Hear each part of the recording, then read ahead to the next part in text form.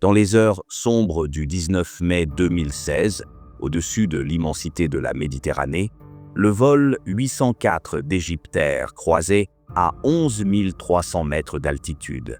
Les lumières du Caire scintillaient à l'horizon, promettant le retour au foyer pour nombre des 66 âmes à bord. Dans les minutes qui suivraient, ce vol de routine allait devenir l'un des mystères les plus déconcertants de l'aviation. Qu'est-ce qui a transformé ce vol ordinaire en tragédie?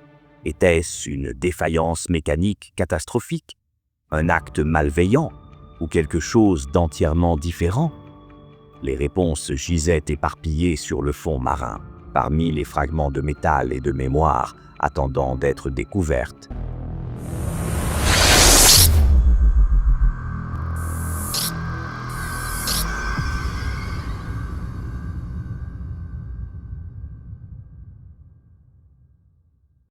L'aéroport. Paris-Charles de Gaulle bourdonnait de son activité habituelle en ce soir, du 18 mai 2016, sous le ciel printanier. Le vol 804 d'Égyptair attendait au terminal, subissant ses dernières préparations pour le voyage vers le Caire. L'Airbus A320, vétéran d'innombrables traversées méditerranéennes, brillait sous les lumières du terminal. Le commandant Choucair, pilote chevronné comptant plus de 6200 heures de vol, arriva pour ses vérifications pré-vol. À ses côtés, le copilote Mohamed Ahmed Mamdou Ahmed Hassem apportait sa propre expérience de 2700 heures de vol. Ensemble, ils devaient guider l'appareil à travers le ciel nocturne, sur une route qu'ils connaissaient bien. Alors que les passagers commençaient à embarquer, la scène était remarquablement ordinaire. Des voyageurs d'affaires terminaient leurs derniers appels, des touristes discutaient de leurs futures aventures égyptiennes, et des familles s'installaient dans leurs sièges.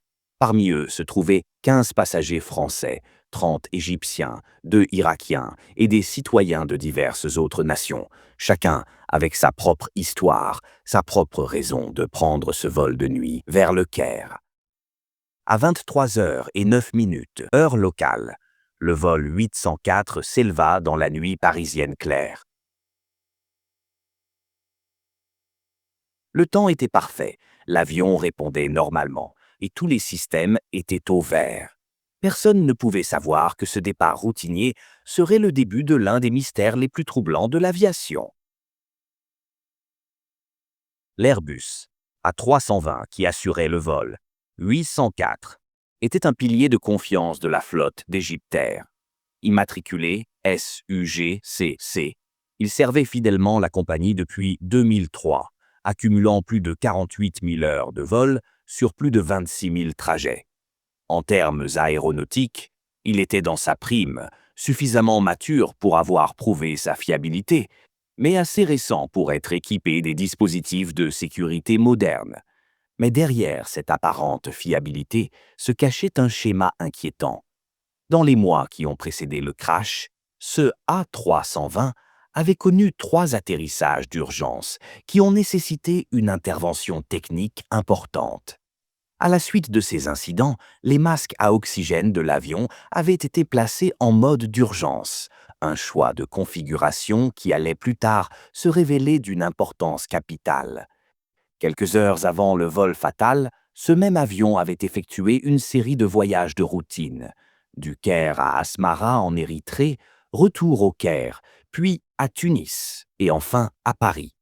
Les équipes au sol, à chaque escale, ont effectué leurs contrôles habituels, et bien que l'avion ait été autorisé à voler, des questions se sont posées plus tard sur la minutie de ces inspections compte tenu des récents atterrissages d'urgence. Comme tous les A320, le SUGCC était conçu avec de multiples systèmes redondants, des plans de secours pour les plans de secours. Ces ordinateurs de bord sophistiqués pouvaient détecter et répondre aux problèmes avant qu'ils ne deviennent critiques. Pourtant, même les systèmes les plus sophistiqués peuvent être compromis par une chaîne de problèmes apparemment mineurs, convergeant au pire moment possible. La traversée du vol 804 au-dessus de l'Europe se déroulait sans encombre dans le ciel nocturne. Le commandant Choucair guidait l'appareil vers le sud sur la route familière, un trajet qui les conduirait au-dessus de l'Italie puis de la Méditerranée. Les lumières de la cabine étaient tamisées et la plupart des passagers s'étaient installés pour le vol de près de 4 heures vers le Caire. À 1h48, les contrôleurs aériens grecs surveillaient l'entrée de l'appareil dans leur espace aérien. Leur communication de routine avec l'équipage ne révélait rien d'inhabituel. La voix du commandant Choucair était calme et professionnelle lorsqu'il accusait réception de chaque instruction. L'Airbus croisait régulièrement à 11 300 mètres, exactement où il devait être. Le vol passa au-dessus de l'île grecque de Carpathos, progressant régulièrement vers le point de transfert entre les contrôles aériens grecs et égyptiens. Les bulletins météorologiques indiquaient des conditions claires, pas d'orage, pas de turbulence. Les systèmes de l'avion continuaient de fonctionner normalement, transmettant régulièrement des messages automatisés à la base de maintenance d'Egyptair via le système ACAR. ACARS, ou Aircraft Communications Guidance and Reporting System, est un système de liaison de données numériques utilisé dans l'aviation pour transmettre des messages entre les avions et les stations au sol, souvent via des réseaux VHF ou satellites. Développé à la fin des années 1970, il automatise de nombreuses communications, telles que les mises à jour de statut, les données de performance et les modifications du plan de vol, éliminant ainsi le besoin d'une communication vocale traditionnelle. Ces moments ordinaires du vol, qui n'avaient rien de remarquable sur le moment, allaient bientôt devenir les dernières minutes paisibles connues du vol 804. Alors que l'appareil approchait de l'espace aérien égyptien, personne à bord n'avait la moindre indication qu'il volait vers leur destin. À 2h20, le vol 804 effectua son dernier contact routinier avec le contrôle aérien grec. La voix du commandant Choucair était claire et professionnelle. MS 804, opération normale. Bonne nuit. Tout semblait normal alors qu'il se préparait à contacter les contrôleurs égyptiens. À 2h27, le premier message automatique s'afficha. Fumée toilette, fumée. En quelques secondes, un autre avertissement. Fumée avionique. L'enregistreur de données de vol révélerait plus tard l'urgence croissante dans le poste de pilotage, alors que de multiples défaillances des systèmes s'enchaînaient.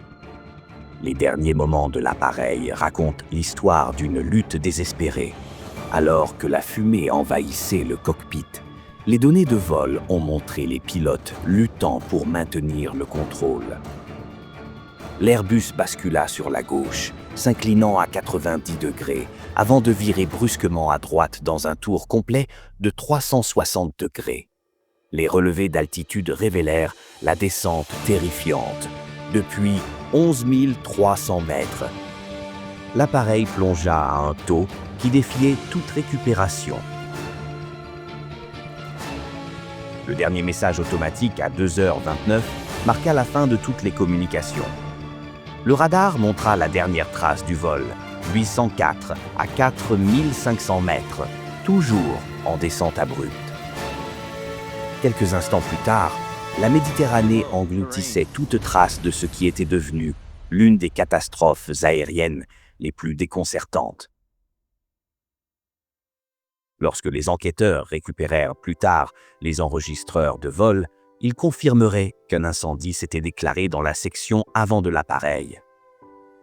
Mais l'histoire complète de ces derniers moments et les mots exacts échangés entre le commandant Choucair et le copilote Hassem alors qu'ils luttaient pour sauver leur avion restent scellés dans les dossiers officiels. Les premières heures de l'aube du 19 mai ne révélèrent que des eaux vides. En quelques heures, une opération de recherche multinationale sans précédent fut lancée. Des avions de surveillance français, des avions grecs, des navires de guerre égyptiens et même des avions de la marine américaine ont convergé vers le lieu présumé du crash, à environ 290 km au nord d'Alexandrie. 30 jours s'écoulèrent avant la première percée. Dans les profondeurs de la Méditerranée, à près de 3000 mètres, le navire français John Lethbridge détecta le premier signal des boîtes noires de l'appareil.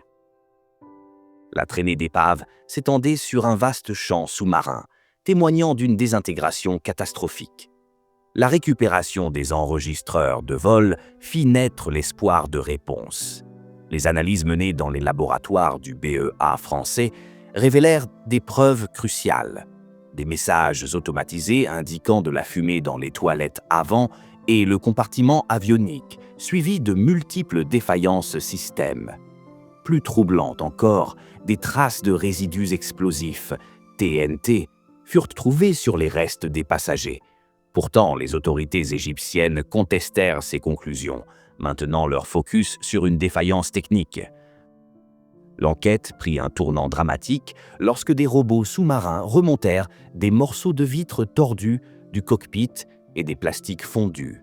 L'analyse en laboratoire à Paris révéla des schémas de dommages cohérents avec un incendie intense et rapide. Mais la source d'ignition demeurait insaisissable. Chaque débris semblait soulever plus de questions que de réponses. En 2022, une avancée dans l'enquête apporte un nouvel éclairage sur la cause possible de la catastrophe. Les experts français ont avancé une théorie surprenante. La combinaison d'une cigarette allumée dans le cockpit et d'une fuite des masques à oxygène, qui avaient été réglés en mode d'urgence à la suite d'incidents précédents, aurait pu déclencher l'incendie catastrophique. Cette théorie correspondait à la fois au schéma de détection de fumée et à la propagation rapide du feu dans la partie avant de l'avion. L'hypothèse a gagné en crédibilité lorsque les enquêteurs ont noté que les politiques anti-tabac dans le cockpit d'Egypt Air étaient moins strictes que celles de nombreuses autres compagnies aériennes à l'époque. La fusion de ces éléments, masques à oxygène configurés en cas d'urgence lors d'incidents précédents, possibilité d'une cigarette allumée et présence d'oxygène supplémentaire, a dressé un tableau de la façon dont une série de facteurs apparemment mineurs pouvaient se combiner pour former une chaîne d'événements catastrophiques. Derrière les données techniques et l'analyse des débris se trouvait le véritable cœur de cette tragédie. 66 histoires brutalement interrompues. À Paris, au Caire et dans des villes du monde entier, des familles attendaient des nouvelles qui n'apporteraient aucun réconfort. Parmi les passagers se trouvait Joëlle Bleu, une photographe française qui revenait d'une exposition, Ahmed Elal, un homme d'affaires égyptien qui venait d'assister à la remise de diplôme de sa fille à Paris, et Pierre et Quentin Eslouin, un père et son fils qui voyageaient ensemble pour des vacances de plongée. Dans les jours qui suivirent le crash, le terminal 3 de l'aéroport du Caire devint un lieu de rassemblement improvisé pour les familles endeuillées. Des mères serraient les photos de leurs enfants, des épouses tenaient les passeports de leurs maris, tous attendant des informations qui semblaient arriver trop lentement. Le centre de crise d'Egypt Air devint à la fois un sanctuaire et un lieu de chagrin partagé. Les familles des membres d'équipage faisaient de face à leur propre angoisse particulière. Leurs collègues d'Egypt Air parlaient de leur professionnalisme, leur dévouement, leurs au revoir matinaux ordinaires, qui s'avérèrent être les derniers. Pour de nombreuses familles, l'absence de réponse complète ne fit qu'approfondir leur douleur. Certaines formèrent des groupes de soutien, partageant non seulement leur chagrin, mais aussi leur détermination à découvrir la vérité. Les familles françaises et égyptiennes, unies dans la perte, firent pression sur leur gouvernement pour plus de transparence, plus d'enquête, plus de certitude sur les derniers moments de leurs proches. Des années après la chute du vol 804 en Méditerranée, ce qui est ressorti n'était pas une seule défaillance catastrophique, mais une chaîne d'événements et d'oublis interconnectés. Les conclusions de l'enquête française de 2022 ont mis en évidence comment des décisions apparemment mineures la configuration d'urgence des masques à oxygène après des incidents précédents, l'autorisation de fumer dans le cockpit pouvait se combiner avec des résultats dévastateurs. Les conclusions de l'enquête ont conduit à des changements importants dans les protocoles de sécurité aérienne. Les compagnies aériennes du monde entier ont non seulement amélioré leur système de détection d'incendie et leur protocole d'alarme incendie, mais ont également examiné leurs procédures de suivi de la maintenance, notamment en ce qui concerne les réglages des équipements d'urgence. La relation entre les décisions de maintenance de routine et les risques potentiels pour la sécurité a fait l'objet d'un examen approfondi. La catastrophe a également suscité un regain d'intérêt pour les politiques du cockpit. De nombreuses compagnies aériennes qui ne l'avaient pas encore fait ont mis en œuvre des politiques plus strictes d'interdiction de fumer, reconnaissant que des infractions apparemment mineures pouvaient se combiner à d'autres facteurs pour créer des situations catastrophiques. Mais l'impact le plus profond du vol 804 réside peut-être dans le fait qu'il illustre le fait que les catastrophes aériennes ont rarement une cause unique. Tel un puzzle complexe, chaque pièce, les précédents atterrissages d'urgence, les réglages du masque à oxygène, la possibilité d'une cigarette allumée, semblaient inoffensives individuellement. Ensemble, ils ont créé une séquence tragique d'événements qui a coûté la vie à 66 personnes. Aujourd'hui, quelque part dans les eaux au nord d'Alexandrie, des fragments du vol 804 reposent toujours sur le fond de la mer Méditerranée. Ils restent là comme un rappel édifiant qu'en matière de sécurité aérienne, il n'y a pas de petites décisions, pas d'oublis mineurs, pas de procédures insignifiantes. Au-dessus, les avions continuent de tracer leur chemin dans le ciel nocturne entre Paris et Le Caire, transportant de nouveaux passagers, de nouvelles histoires et les leçons apprises à un prix trop élevé. C'était tout pour cette vidéo. N'oubliez pas de nous soutenir en suivant et en aimant la chaîne. Nous vous reverrons dans la prochaine vidéo.